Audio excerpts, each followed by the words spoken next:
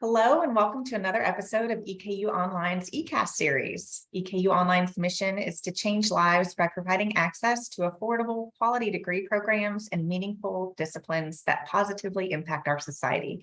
Thank you for joining us. I'm Elizabeth Ballou with EKU Online, and today we're joined by Dr. Stephanie McSpirit, Mary Henson, and Sam Williamson.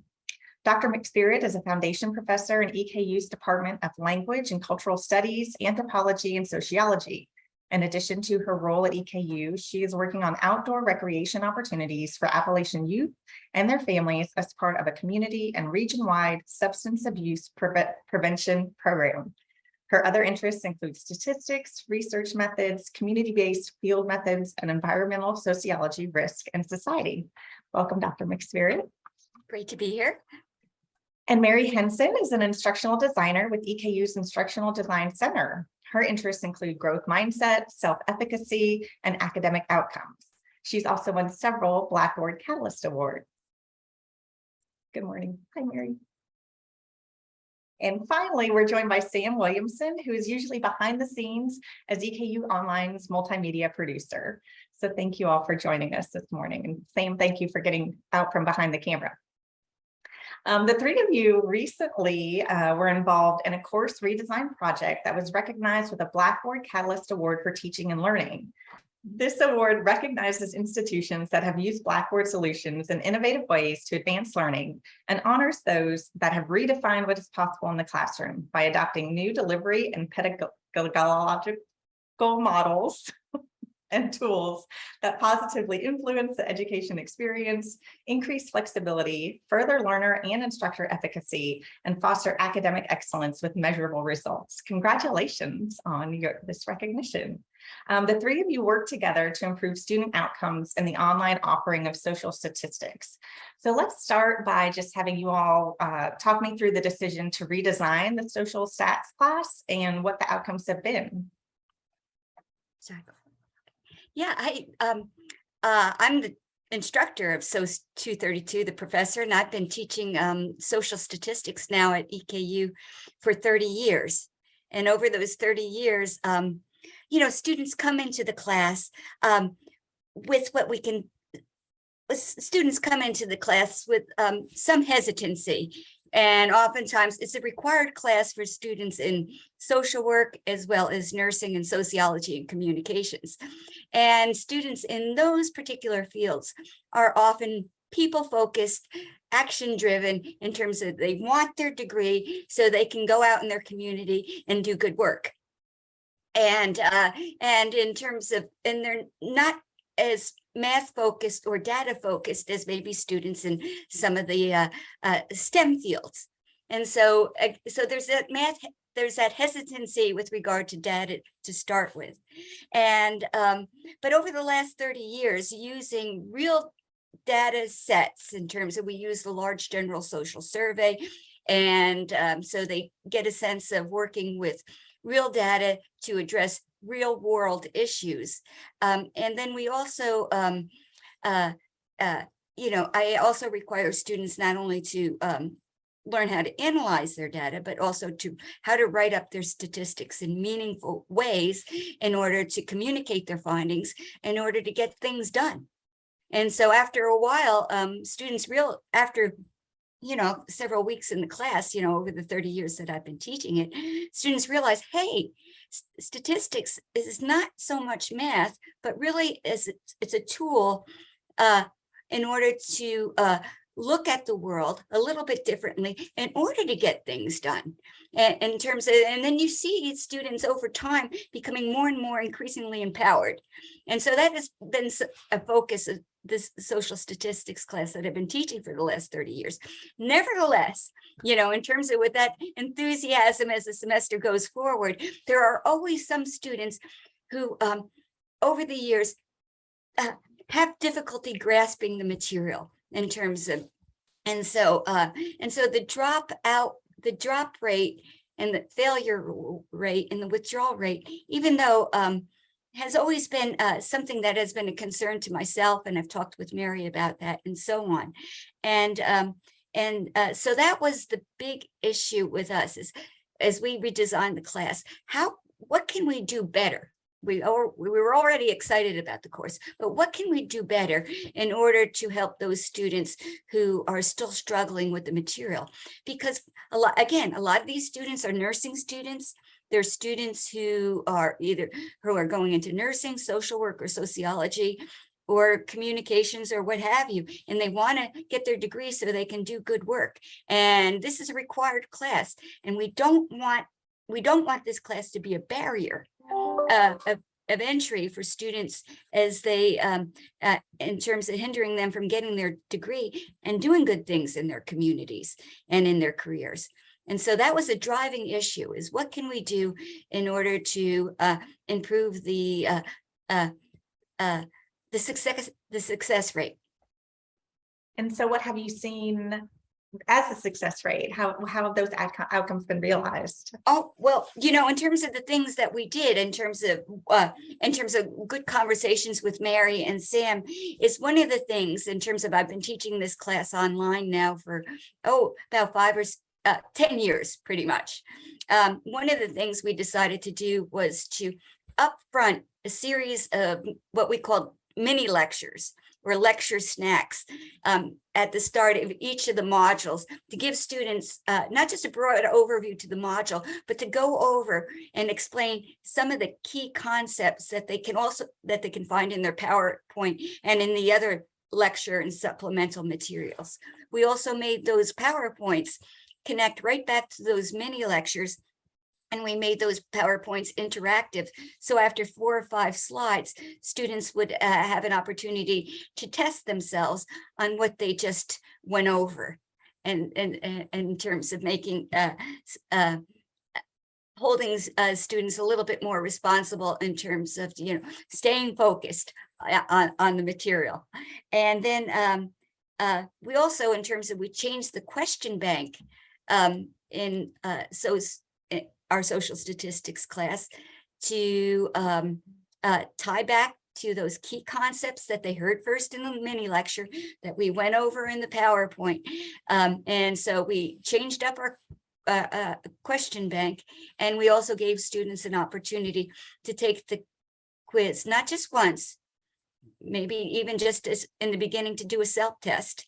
And then after watching the lectures, going over the PowerPoint, take it again, in terms of improving your learning that way. And so that was I think that was big, what we ended up doing. We also, in terms of writing for understanding, in terms of, all right, you've got your statistics, you've analyzed the data, you have your statistical results.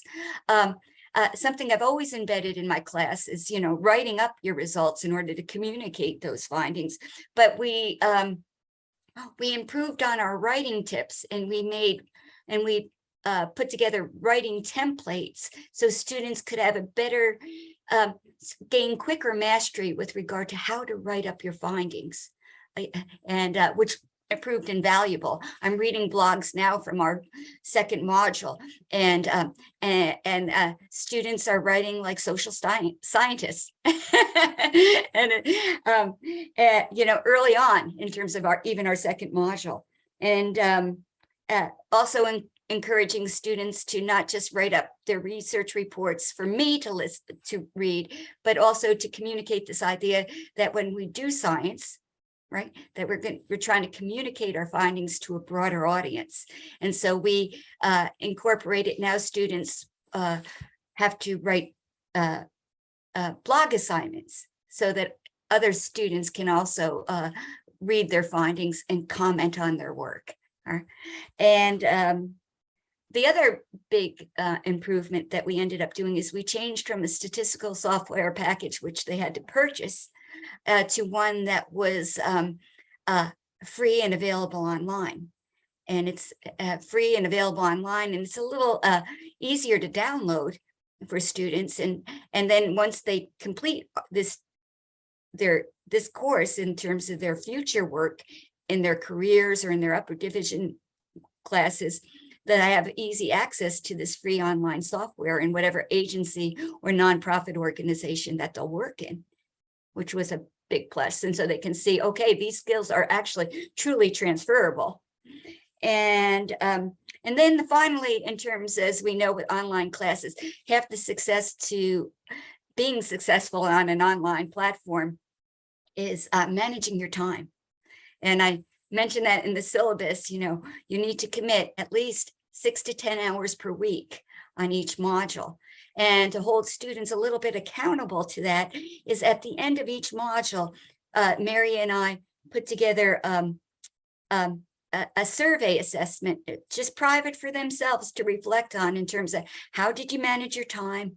What can you do differently in order to stay on track? Or what will you do for module 3 to put you in a good place? And so that was really cool in terms of even, we downloaded their responses after the semester or after the summer session. And it was really neat to see students being self-reflective and responsible for their own learning by just saying, hey, maybe I didn't put in the amount of time that I should have, and I'm going to do things differently the next module. So that was really cool. And as a consequence, drum roll, our DFW drop fail withdrawal rates went from about 25% to 10% in our first go round after the overhaul. And I'm still waiting to find out what they are for summer 2022, but that was summer 2021. So we cut the DFW in half based on all kind of 5 of those major changes that we made to the course. Wow, that is very impressive. Very impressive. Sounds like a lot of work went into making the changes, but the results were well worth it. I mean, if you see that sort of an immediate response and improvement. And it's not, and again, like I say to my students, it's not the numbers, it's not the data. You got to think about the people behind the data. And now we go back in terms of that DFW rate. There's more students now who are moving forward with completing their degree in nursing and social work as a consequence, and on the path to doing good things in the future. And so that's the exciting thing. That is very exciting. Yes, I have to remind myself of that too. Every one of those numbers is a person right, who's been positively impacted. Mm-hmm. So that sounds like quite a lot of changes and new things introduced in the course. How did you decide to focus on those areas? And I don't know if that's something that you and Mary both want to talk about, or how do you identify what could potentially make that kind of an impact and then go ahead and make it? I'll leave that for Mary to speak about, because she's the one who, as we were starting to talk about the overhaul, who made many of these suggestions.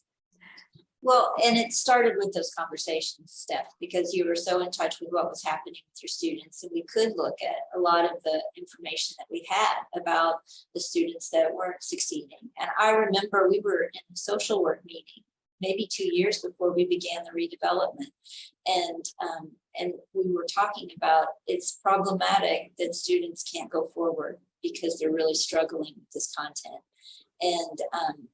And I also knew your love for statistics and your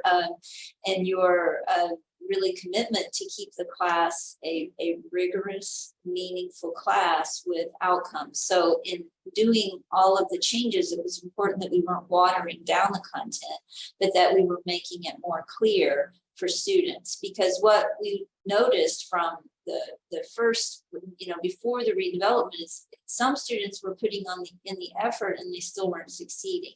So we wanted to get it so that not only could they put in the effort, but they would know that that they would experience success. And that's part of the multiple chances on the assessment that is offered, that they can take the quiz twice. And that's also a big part of the time management system. We think about self-efficacy, and there's a lot of research that says that is a great way to forward a learner to be empowered in their own learning, and to be observant about how their efforts are connected to their outcomes. And that's what that survey does. It's anonymous. They're all required to take it. But by going through every week and setting an intention and a reflection, they move more towards seeing themselves as responsible for their learning. And I'm sure you can tell from just talking to Dr. McSpirit. She's a phenomenal instructor. Her reviews were always excellent in her course. And I know that because she shared them with me, because we were trying to look at the data. We were trying to figure out what's going on, what's the issue. So, we knew the issue wasn't the instructor. You know what I'm saying? She was responsive. She had great content there. Her course was already well organized. So then we had to kind of pinpoint some other areas that we thought would help students succeed by writing for meaning, by reflecting on their own learning, by having continuous efforts, and then by having interactive components in the course, such as her PowerPoints, and even her instructional videos on how to use the new technology, to have all those elements in place so students had all the resources they need to succeed. And the thing we knew about the students in these courses is that they were very motivated to go forward. They wanted to become social workers and nurses, and then they get in here and they're overwhelmed. So this connecting it with the GSS data helps them to research topics that are timely, that they'll use in their practice. In social work, one of the competencies is research-based practice and practice-based research. So you can see how this class is essential to laying that foundation as a thinker going forward. And it has been such a privilege to work with Dr. McSpirit on this, but also to work with Sam on this, who has such a great perspective on how video can forward the impact of a class. And he can speak more to this, but a lot of the limiting the video and the quality of the video, with video, more is not always better. And so he can talk about that, but we really tried to focus on quality of the videos, the succinctness of the videos. And we asked Dr. McSpirit to just focus on content. When I hear her talk about statistics, I get excited about statistics. We want students to get excited about statistics. We can provide a list of the course about what they need to do each week. We don't need to talk about processes. We want to hear about content. She's the expert on statistics. She can scaffold our learning to the next level because she knows what the subject is and where we can go to get there. Fantastic. So that was a nice segue. Mary and Dr. McSpirit have been very vocal about Sam's, your involvement in the course. Can you talk a little bit about what your part in the redesign process? My part's always the most fun for me, just because getting people into the studio and changing that kind of online experience into more of a classroom experience. And I think Mary said it, but you meet Dr. Steph, you meet Dr. McSpirit, and instantly she's just amazing. And I think she's a testament to the caliber of faculty that we have, not just at EKU, but at EKU Online specifically, and trying to change that experience for students and allowing them to interact with her, as best we can through the constraints of the online learning environment. But I think Mary said it best. We just wanted to simplify that user interactivity, have them, right at the table with Dr. McSpirit. And, when you come in contact with her, just infectious, love for this subject, but also her students and teaching in general and helping people learn. It's hard not to get excited about that. So making those videos simple, keeping them short, keeping them succinct, and allowing her to just do her thing. I think when we strip away all the bells and whistles, sometimes, like Mary said, more is not better. So allowing her just to, show these students that, hey, we're here for you. I'm here for you. This is how we learn this. This is how we go through this. Not just with her energy, but also with her knowledge and expertise. She made our job very easy. That's great. Thank you. So we touched on this a little bit, but I'd like to delve in a little bit more. Dr. McSpirit and Mary, can you explain or talk more about that instructional designer and instructor relationship and some of our listeners may not be familiar with that construct, and how do you work together to make sure that you're just delivering a really high quality course? Well, I guess I'll start. I just want to give a hats off to Mary, not only in the overhaul of the course, but just her gentle but firm guidance with regard to applying for or putting our application forward for one of those International Catalyst Awards. When we met, over Zoom, I remember her saying, this is just how encouraging she was. Just like I try to be encouraging to our students, you can do this.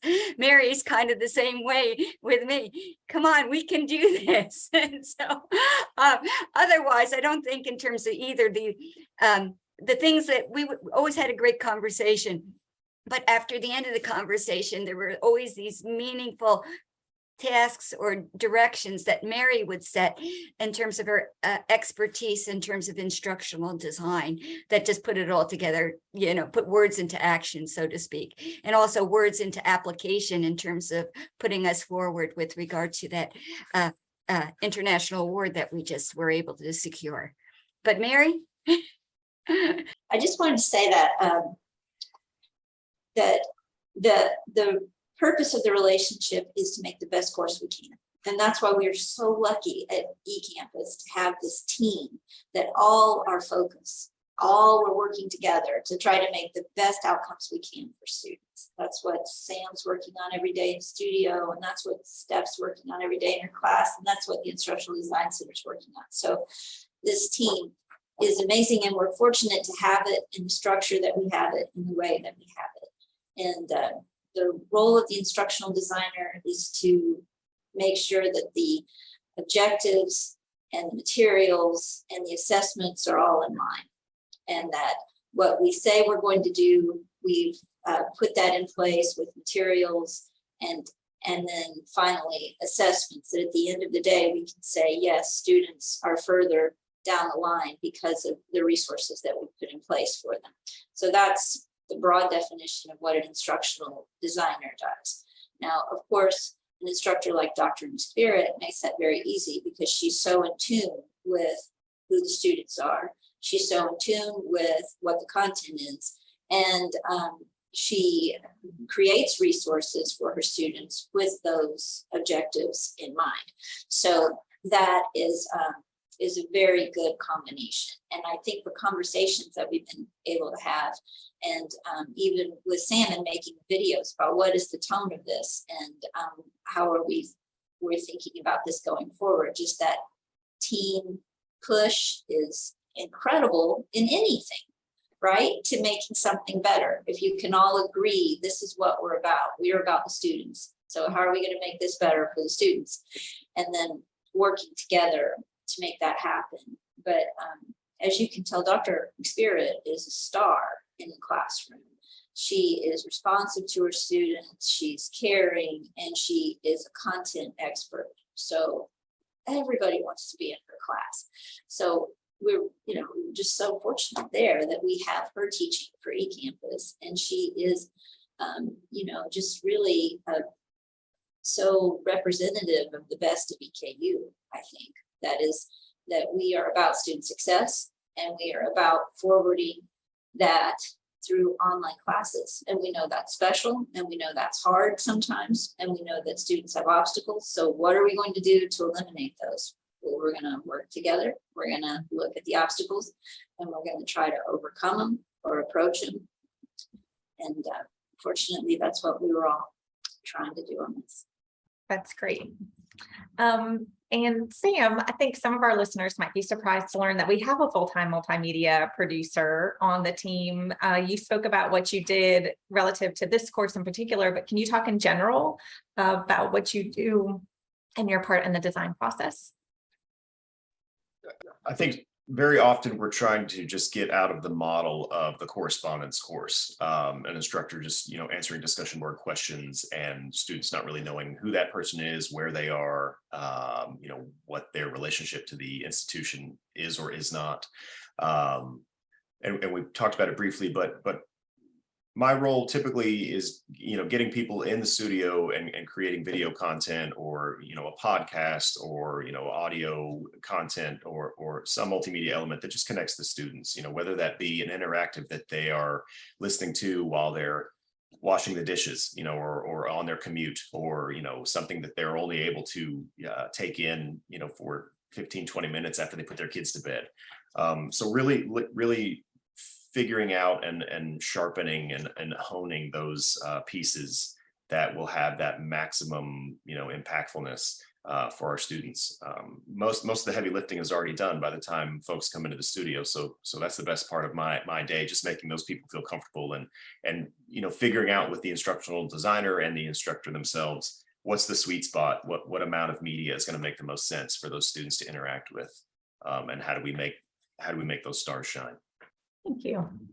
So switching gears a bit, we opened the segment, Dr. McSpirit, with you talking to us about what social statistics is, this class you've been teaching on EKU's campus for a while.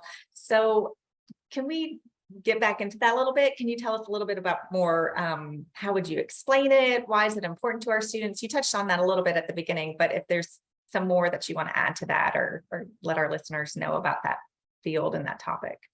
Well, like I said in the beginning, social statistics in general is just a tool. Okay, it's just a method of communicating what you're seeing in the data that you're working in. And a lot of students, when they think of the scientific method, they think about their biology high school class, or their chemistry high school class, or the biology class they had at EKU. And again, I teach nursing and social work and sociology students. And so one of the things that we need to communicate straight away is that to the extent to which you're engaged in statistics, you're engaged in the scientific method. You're using the scientific method in order to understand people and places. Period. You're starting off with a research question. You're figuring out your design, whether or not you're going to use a survey, whether you're going to collect your own data, you're going to use secondary data from the state or the federal level. You're going to do an experimental design. You're going to decide on your design. And then based on your design, you're going to collect your data. Then once you have it collected and you clean it up, you're going to analyze it. And that's where statistics come in terms of learning those tools so you can analyze that data. And once you've analyzed that data, you're going to write up your findings in order to influence policy, in order to make some change in terms of contributing to a theoretical position or what have you. And or contribute broadly to theory, and then you're going to draw your conclusions and point the direction for future research or what have you. And again, it's just part of the scientific method. And as a university student, that's what we're all more or less engaged in terms of doing research, contributing to a broader understanding of how the world works. That's great. It's important work. Yeah. And you mentioned, a lot of the students taking this course, they probably do not consider themselves math people. And we often hear from our students, they're very nervous about taking it. They want to put it off. So what would you say to those students? Do you have if you had a chance to give each one of those nervous students a little pep talk, what would you tell them? Just like I say, as they start to email me, or in terms of their blogs, in terms of, I'm really nervous about this course. And all I say is don't be, just look forward to the adventure. At first, there's going to be, in terms of when students come into the class, sometimes they don't even know what a variable is, right? In terms of, or what data is, or, in terms of their high school classes really don't set them up to be working with data, because there's a lot of other things they're learning as high school students. But just, suspend that fear and just think, just like anything that's new, right? We're always a little afraid and as we venture into the unknown. But yeah, I tell them not to be. And typically by the end of the semester, they're not, and they're excited about what they've learned. They've got new tools on their university tool belt. And in order to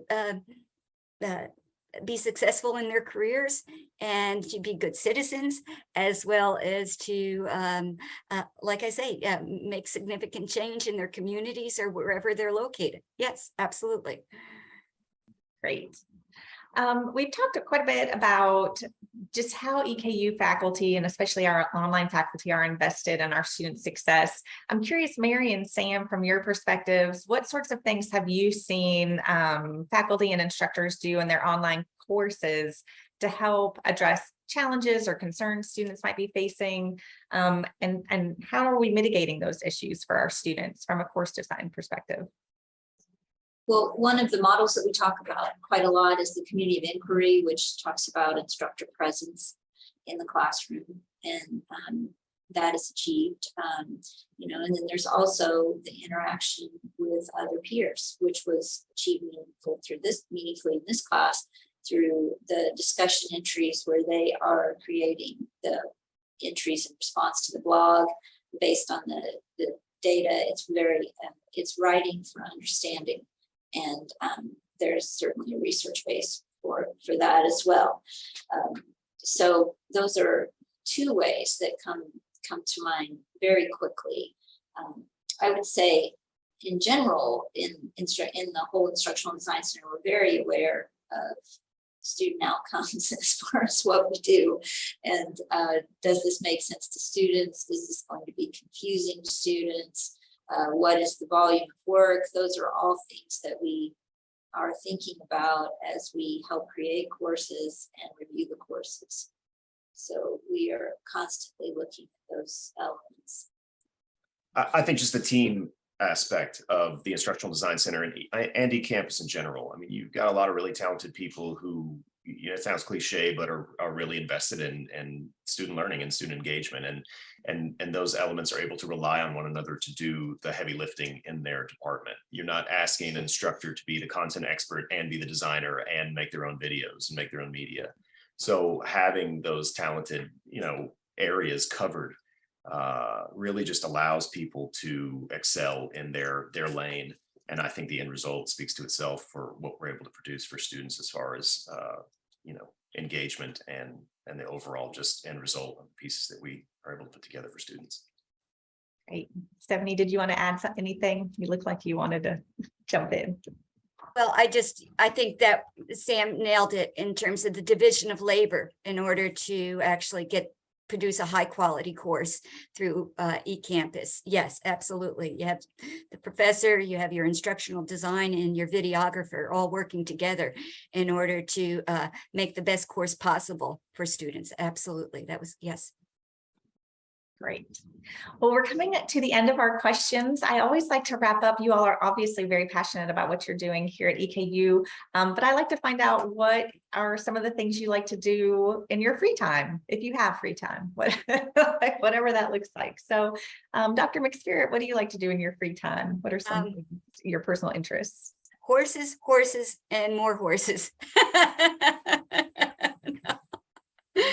Yeah, that's all. Yeah, in terms of my free time or when I'm not working, you can find me at the barn. Writing and riding and okay. Doing everything horse. Yeah. Okay. Eating, whatever. So long. How many horses? So I'm assuming you own some horses. Yeah, I have two. I have a big mountain horse, and then I have a small quarter horse cross.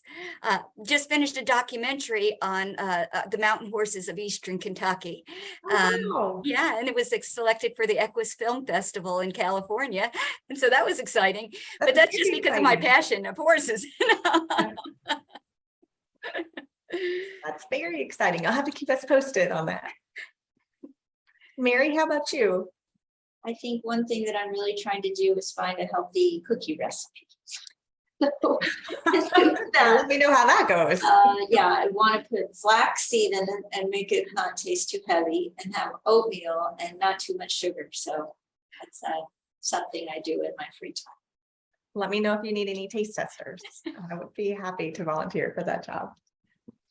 Sam? My wife and I own a video production company that we work with a lot of nonprofits and small business in Kentucky.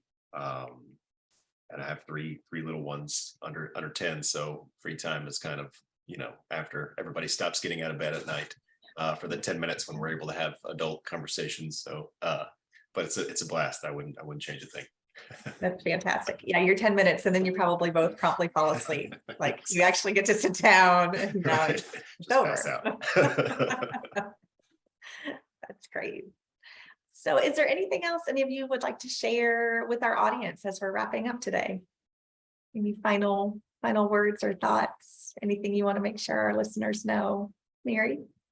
Oh, I was just going to say, I'm so excited that this class won the Catalyst Award, and this team is the reason, of course. I mean, Steph and Sam, and that when we think about it, it's a chance for other people to look at so many of these elements and to be encouraged that, of course, redevelopment can make a difference in student outcomes, that being clear about your purpose and looking at the problems and attacking those specifically can help.